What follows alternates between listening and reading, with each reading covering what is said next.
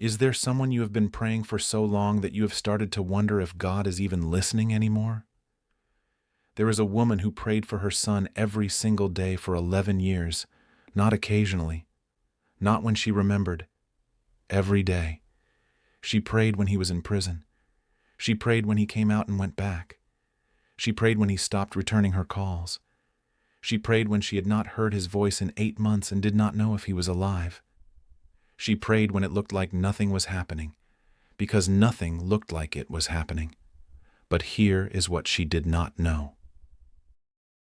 In month 3 of those 8 silent months, a stranger sat next to her son on a bus. They talked for 4 hours. Her son did not remember the man's name, but he remembered every word. In month 6, he found a piece of paper in his jacket pocket, a Bible verse someone had written down and handed him 2 years earlier. He had no memory of putting it there. He read it 3 times. In month 7, he walked past a church at 11 at night. The doors were open. He did not go in, but he stood outside for 20 minutes and something shifted in him that he could not explain. In month 8, he called his mother. She had been praying for 11 years. God had been working for 11 years. She just could not see any of it. What if that is your story right now? There is a passage in John 11 that most people read for the miracle. Lazarus is sick. His sisters Mary and Martha send word to Jesus. And then Scripture says something that stops you cold if you really read it.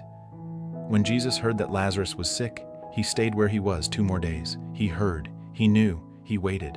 And by the time he arrived, Lazarus had been in the tomb 4 days. Martha met him on the road and said, "Lord, if you had been here, my brother would not have died." And she was right. He could have come sooner. He had the power. He knew the way. He chose to wait, not because he did not care. The text tells us explicitly, Jesus loved Martha and her sister and Lazarus. He waited because he loved them, not in spite of it, because of it. What Jesus was about to do could not be done if Lazarus was merely sick. A healing would have been remarkable. A resurrection would change everything they thought they knew about death. He did not come to fix the situation they were in. He came to redefine what was possible, and that required the wait. Here is what I want you to hear.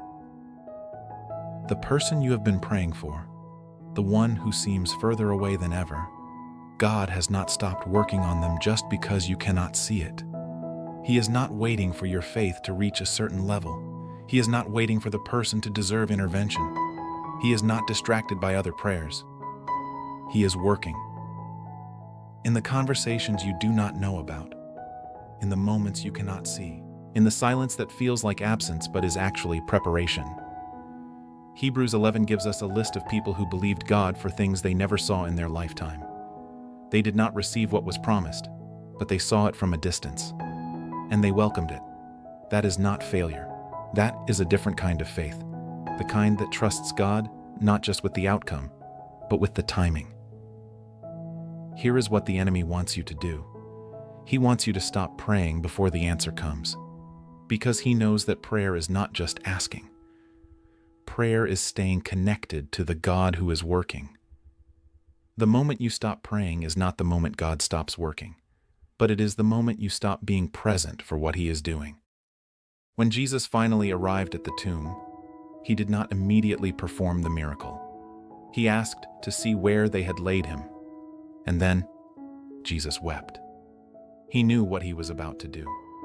He knew Lazarus would walk out of that tomb, and he still wept because the pain of the people he loved was real to him, because grief mattered even when resurrection was coming, because he did not skip past the suffering to get to the miracle. He stood in it with them first. That is who he is. Not a God who is impatient with your tears because he knows the ending. A God who weeps with you in the middle and then rolls away the stone. Lazarus, can you come out? 4 words. And a dead man walked out of a tomb. 4 days of death. 11 years of prayer in some cases. Decades of waiting in others. And then, 1 word from God and everything changes. If you are in the waiting right now, if the person you love is still in the tomb, If the prayer still has not been answered, say this out loud. God, I trust that you have been working in what I could not see. I trust that the silence was not absence. I trust that you love them more than I do.